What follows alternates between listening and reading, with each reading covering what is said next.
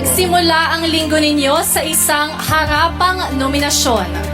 At hinarap niyo rin ang mga hamon militar na humantong sa Outside World Adventure. At ngayon, mga nominado, sino sa inyo ang haharap sa pagsubok ng tuluyang eviction? Kisses. Nakita ko hinarap mo ang mga personal na issues sa loob ng bahay. Pero this time, will you be the one chosen to stay? Or ikaw na ba ang babalik sa outside world? Marco, nakita din namin hinarap mo at nalusutan mo ang hamon ng web challenge. Good job! Pero malulusutan mo rin kaya ang hatol ng taong bayan at mananatili pa sa bahay.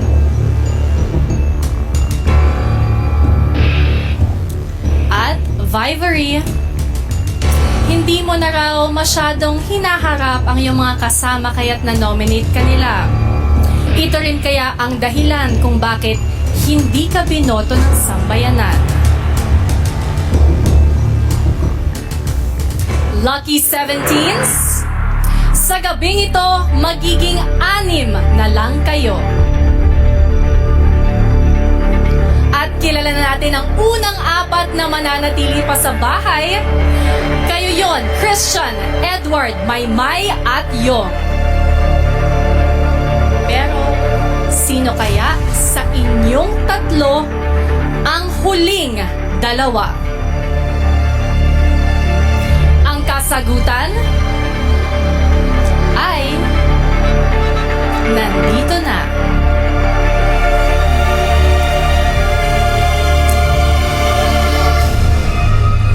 Ikaw ang ika-5 teen housemate na mananatili pa sa bahay ni Kuya. You are saved tonight.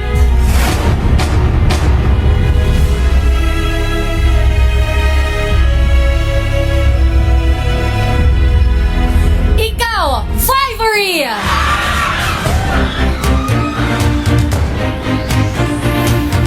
Ibig sabihin, Marco at Kisses, magkapit kamay na kayo dahil isa na lang sa inyo ang mananatili. At yung isa, tuluyan ang babalik dito sa outside world. Ang pangalan ng ika-6 at huling teen housemate na mananatili pa sa bahay ni Kuya.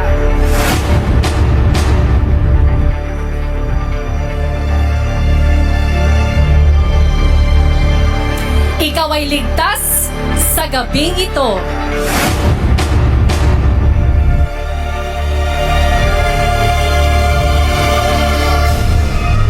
Ikaw, Kisses! That means, I'm sorry, Marco. Magpaalam ka na sa iyong mga kasama. Maraming salamat.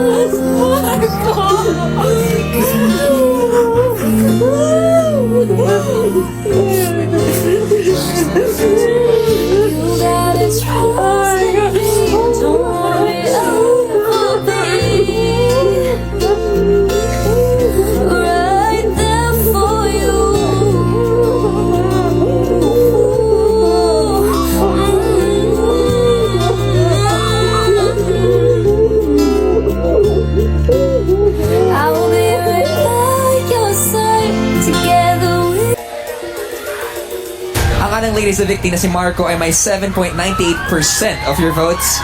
doble halos yung kay Vivory with 16.99% of your votes. At kung napapansin nyo, grabe, 3/4 po ng inyong boto ay napunta kay Kisses. Grabe ang arangkada. Ate B, sino ba ang kasama mo dyan? Yes, Robbie, kasama ko na ngayon syempre ang nag-iisang babae, ang number 1 na babae sa buhay ni Marco, si Mama Annie. At ngayon, ready na si Mommy. Salubungin na natin dito sa Outside World, mga kapamilya, ang Pilio Bello ng Italy, Marco!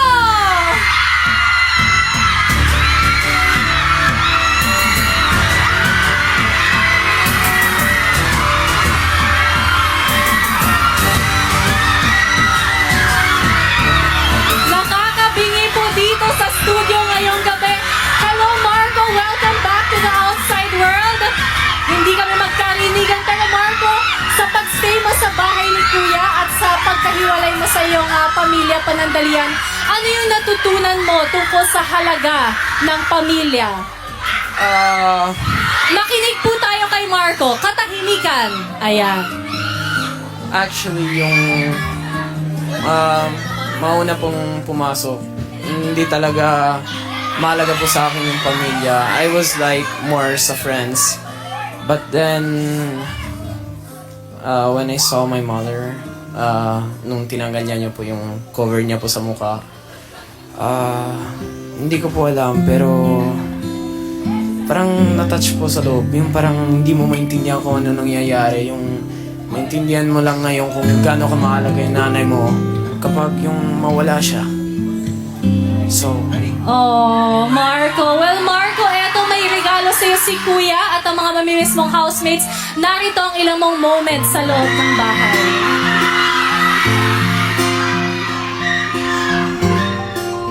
Marco, isang karangalan para sa akin na manatili sa loob ng aking bahay ang katulad mong lumaki sa ibang kultura. Hindi naging mahirap sa iyo na makahanap ng totoong mga kaibigan sa loob ng aking bahay. Ngunit dahil nga iba't iba ang inyong pinagmulan, hindi maiiwasan na kayo ay magkaroon ng hindi pagkakaunawaan. pumunta ako dito para mag-improve ng self ko. I'm really sorry, I promise. I'm just really trying. I want to resolve this. Sa loob din ng aking bahay, natutunan mo ang salitang sakripisyo. For 15 years, for every day na nagsakripisyo siya, I can do my best. I can repay that 15 years. Hindi ka nag-atubili na ibigay ang lahat ng iyong makakaya para sa ikasisiya ng iyong kapwa. Ikaw man ay lumaki sa ibang bansa. Nakita ko pa rin ang pagnanais mong yakapin at mahalin ang kulturang Pilipino. Nagtapos man dito ang iyong pananatili sa aking bahay, baunin mo sana ang mga aral na natutunan mo at pagkakaibigang nabuo ninyo sa loob ng aking bahay. Ciao Marco, continue to be a good son. Pilio Bello ng Italy. Lahat ng mga pamilya natin, lahat ng mga Marco Runes nagwawala ngayon. Pero nakita namin yung growth mo sa bahay ni Kuya. And brother, lahat kami sobrang proud sa iyo.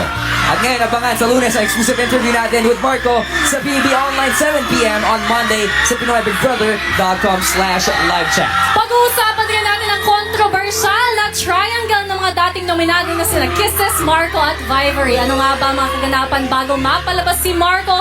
Bukas pa rin yan ang gabi pagkatapos ng Till I Met You. At abangan rin ang Halloween Week celebration sa loob ng bahay ni Kuya at ang pagkilala natin sa bagong batch ng regular housemates. Maliban kay Thuy, sino-sino pa kayang harap sa hamon ni Kuya? Malalaman natin yan. Ang lahat ng yan sa huling 3 linggo ng Teen Housemates sa loob ng bahay ni Kuya. Dito pa rin yan sa nag-iisang teleserye ng totoong buhay. Ito ang Pinoy Big Brother Lucky Season 7.